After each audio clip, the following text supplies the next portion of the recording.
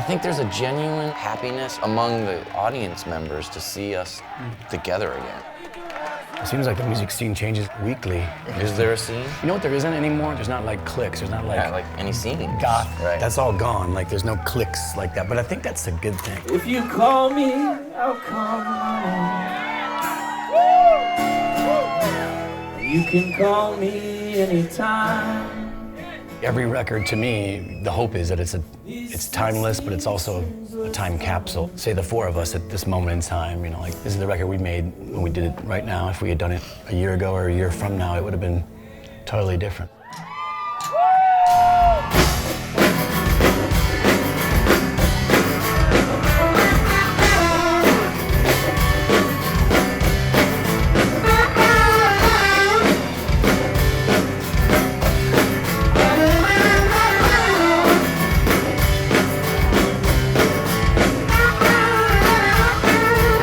If you call me, I'll come running.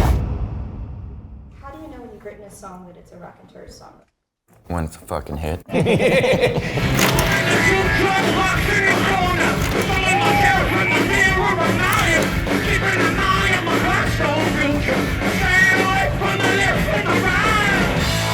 California born and raised these days.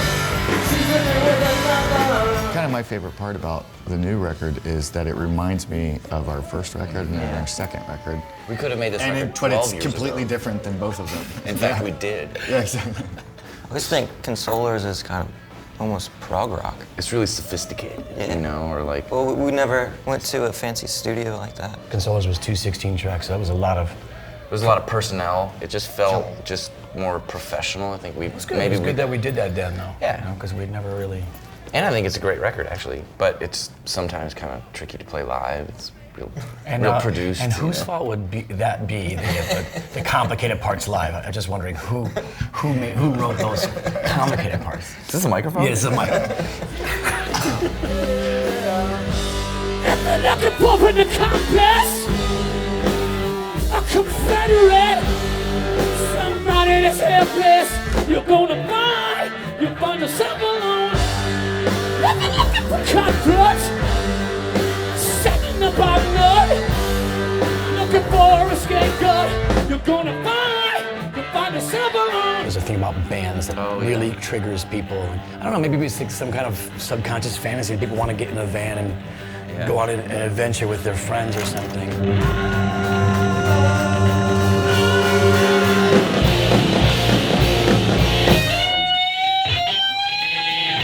I find that I have comfort in music.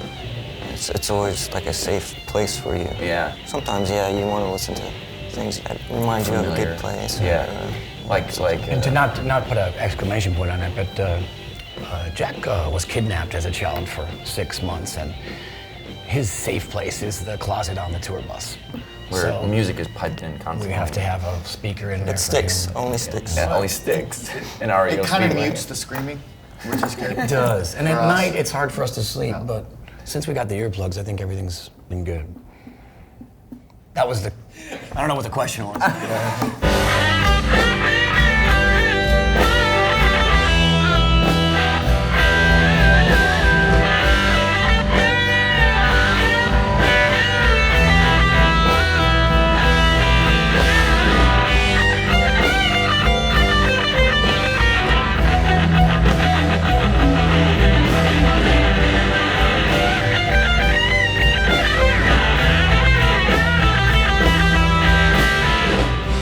I think we all like good music or good, you know. I No, mean, I know it's like it's kind man, of that's a cocky thing to say. well, it's kind of a cop-out thing to say a little bit, you know, like. I think we're really, all- honestly, we yeah. do. Like Miles Davis can be playing after the show or But something. even to like classical, I think we all kind of like the same kind of shit. Hip hop and stuff. I think it just has to be really good. Goth, country, pop, whatever.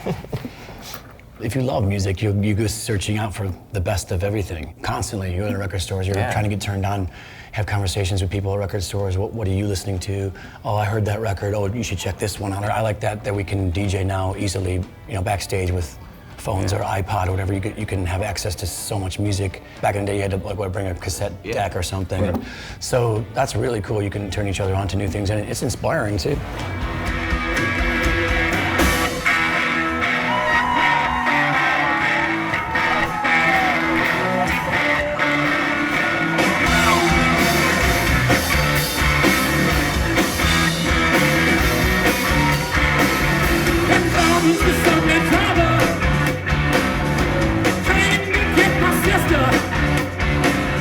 It seems like the music scene changes like weekly. You can like different kinds of music.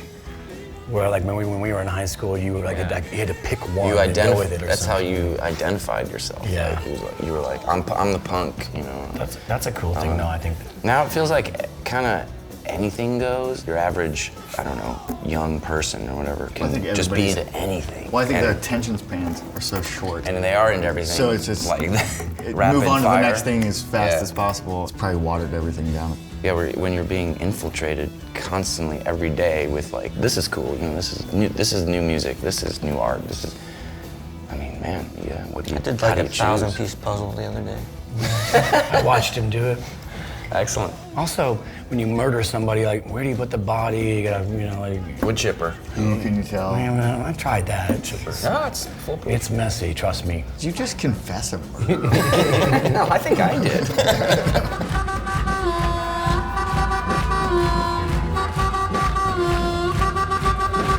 See the whole room clapping?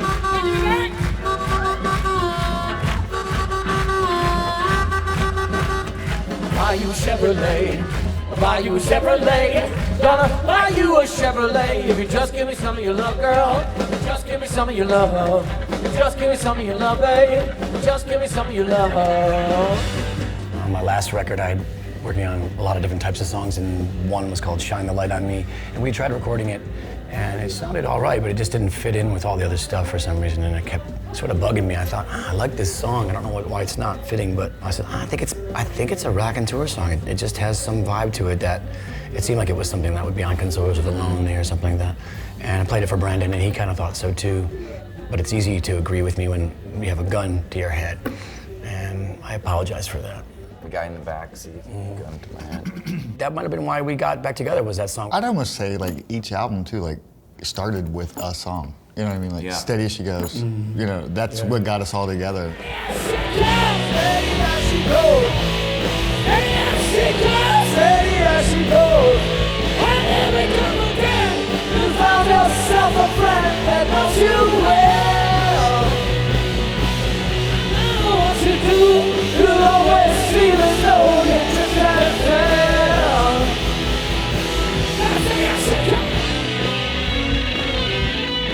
I want all the projects I work on to sound completely different, if possible, you know, but there's only so much you can do. If you think that you're in control of it, you're kind of fooling yourself. You just hope for the best, and you're guiding these kind of things along. I think everybody sounds like themselves in it too. Like Jack plays bass like Jack. You play guitar like Jack. You sing like Jack. Good use.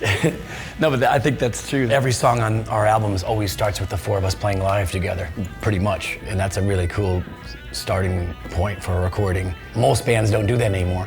They don't start with all the band members playing in a room together. They usually have a click track, or they may put a rhythm section down, and then they start doing overdubs. But if you can start with everyone in your band in the room playing together, that's a pretty interesting, soulful kind of place to then go exploring after that.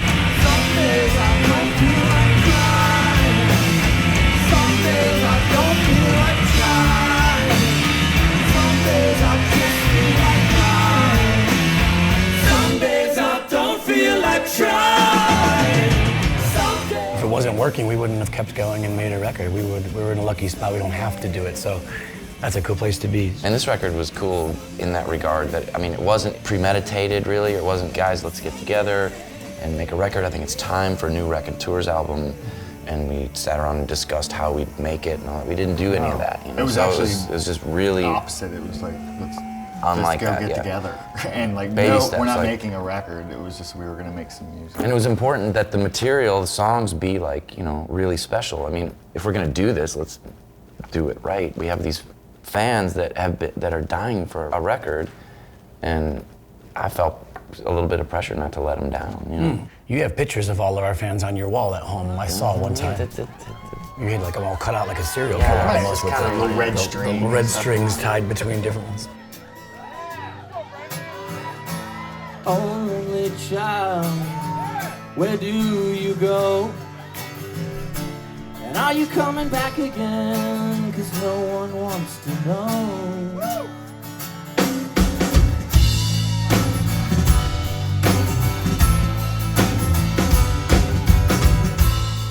The audiences in New York, I'm always surprised how awesome it is, like how energetic and up for it they are, and they're very, you know, kind of fanatical about it. It's cool.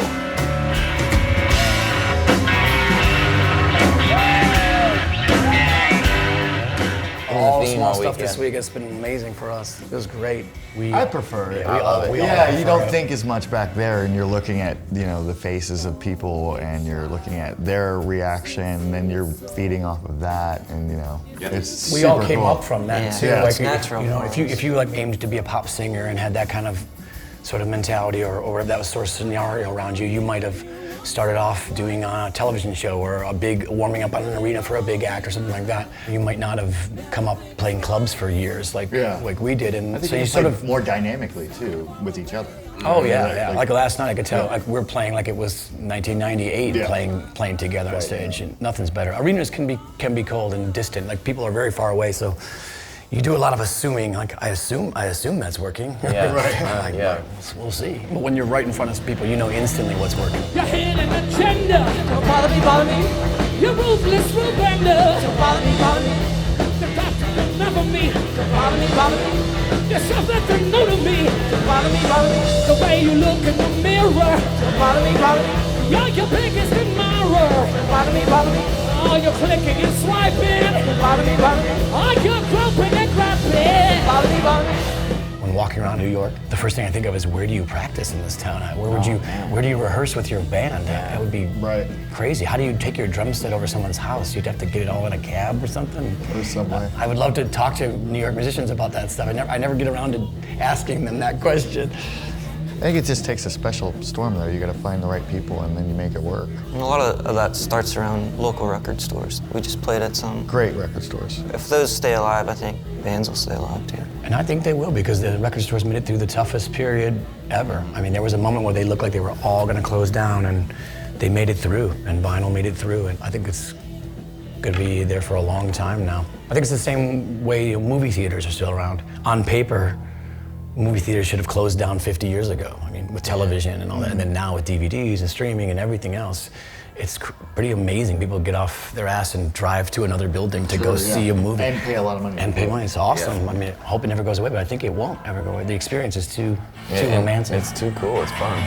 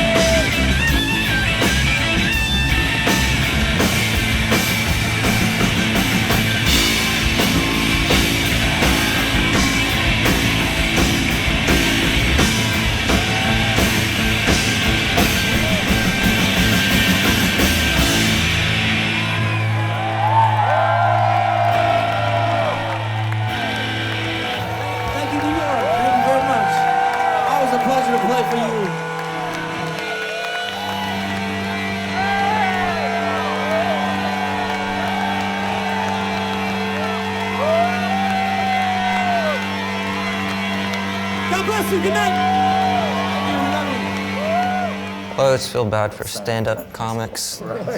Stand-up comics? Like, when you have a good show, you have someone to celebrate it with, you know? Yeah. When you have a bad show, you have someone to be like, fuck, that was horrible, wasn't it? Yeah. Stand-up comics don't have that. Like, it's nice to be in a band. Yeah. It's nice to have that.